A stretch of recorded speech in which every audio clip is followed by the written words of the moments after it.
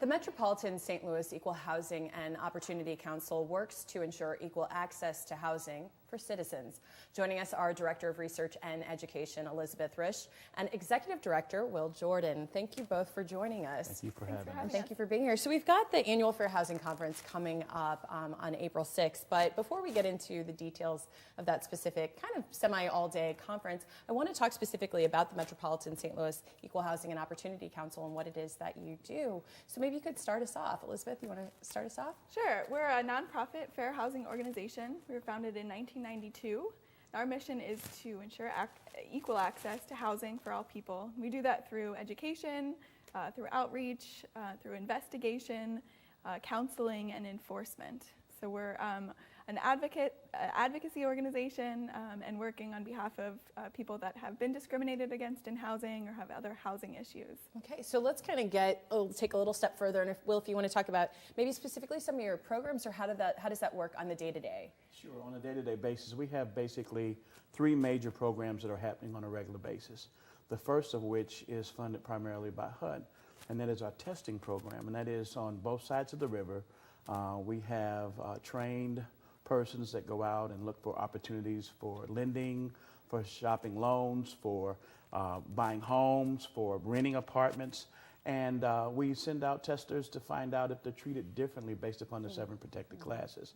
And that's probably the cornerstone of our program. Okay. And then in addition to that, we also have an education and outreach program whereby we go and we educate everyone from, say, housing professionals to real estate industry professionals to banking professionals about, fair housing and how it impacts persons, even government officials, so that the policies and the things that they're advocating for can be more informed by exactly what's happening on the ground on a day-to-day basis. And then thirdly, our program really consists of more of an advocacy. So we deal with landlord-tenant issues. We deal with different issues that are happening in the community that are affecting systemically the entire population. We do mapping and we look at trends. And so our systemic unit basically, and that's kind of what Elisabeth heads up, looks at trends throughout the city of what's happening.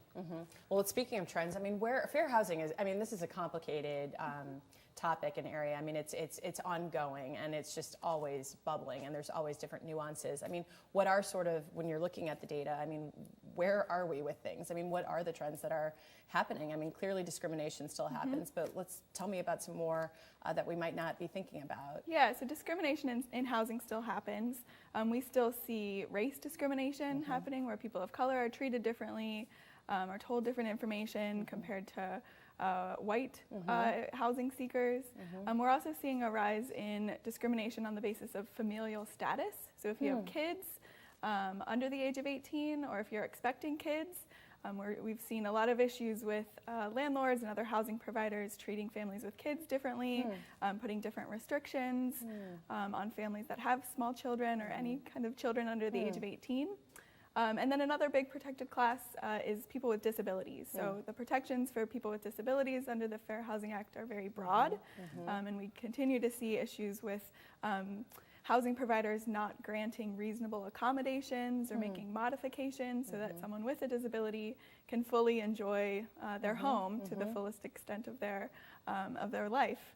So we still see those barriers for those people. How do you, on the research side, balance off? You're getting, information that's things happening on the national level as well as local, and then with your programs, it would seem that to match the two, it's always changing, always evolving. Do you find yourself having to recalibrate your programs often based on the feedback that you're getting? Oh, absolutely. So, we stay abreast with what's going on nationally, and then we kind of compare St. Louis to those national trends. And some things are relevant to our market and some things are not, but where those things are relevant to our market, we'll kind of be on the ground and listening to persons who call us and maybe call us about a landlord-tenant issue, and we'll listen to them more, and we'll come to find out really that maybe that the city or the jurisdiction that they live in has got a very onerous occupancy requirement that keeps coming up year after year, week after week.